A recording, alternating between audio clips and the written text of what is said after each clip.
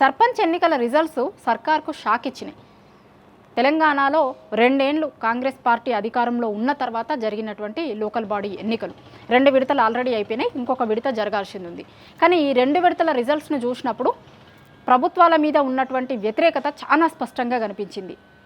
ప్రభుత్వం కాంగ్రెస్ పార్టీ బలపరిచినటువంటి అభ్యర్థులకి వచ్చినటువంటిని, ప్రతిపక్ష పార్టీలకు వచ్చినటువంటి సీట్ల సంఖ్య చూసినప్పుడు ప్రభుత్వం మీద ఉన్నటువంటి వ్యతిరేకత ఏంది అనేది మనకి చాలా స్పష్టంగా అర్థమవుతుంది. 2 ఏళ్ల పాలనలో వాళ్ళు ఇస్తాము అని చెప్పినటువంటి 6 గ్యారెంటీలు, 420 హామీలు ఏమీ అమలు చేయలేదు. ఏదో మార్పు వస్తుంది కాంగ్రెస్ పార్టీ అధికారంలోకి వస్తే అని ఓట్లేసినటువంటి మాలాంటి వాళ్ళకి నిరాశ ఎదురైంది అనేది వాళ్ళు ఆ నిరాశను అంతటినీ కూడా, వాళ్ళ వ్యతిరేకత అంతటిని కూడా ఈ ఓట్ల రూపంలో చూపించినట్టు చాలా స్పష్టంగా అర్థమవుతుంది. చాలా చోట్ల ఎందుకు అంటే మంత్రులు ఉన్నటువంటి నియోజకవర్గాలలో సీఎం గారు స్వయంగా ప్రచారం చేసిరు. ఒక సర్పంచ్ ఎన్నికల కోసం సీఎం ప్రచారం చేయడం ఒక 10 రోజుల పాటు అనేది కూడా చూసినాం. మంత్రులు ప్రచారాలు చేసిరు.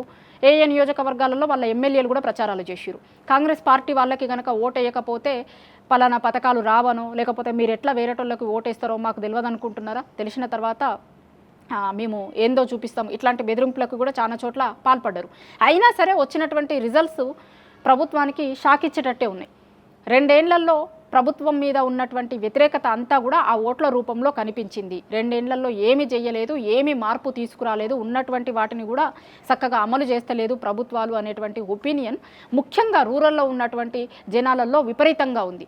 ఎందుకంటే రైతులు విపరీతమైనటువంటి వ్యతిరేకతతో ఉన్నారు. ఈ సర్పంచ్ ఎన్నికల్లో లోకల్ బాడీ ఎన్నికలు, ఇప్పుడు సర్పంచ్ ఎన్నికలు జరిగినాయి కదా 2 విడతలలో, వాటిలలో ఆ రైతులే ఎక్కువగా ఉంటారు కాబట్టి వాళ్ళందరూ కూడా వాళ్ళ వ్యతిరేకత ఎట్లా ఉంది, ప్రభుత్వానికి ఏం చెప్పాలనుకున్నారు అనేదాన్ని ఓట్ల రూపంలో వాళ్ళు చూపించినలాగా ఈ ఎన్నికల రిజల్ట్స్ని చూసినప్పుడు మనకు అర్థమవుతుంది.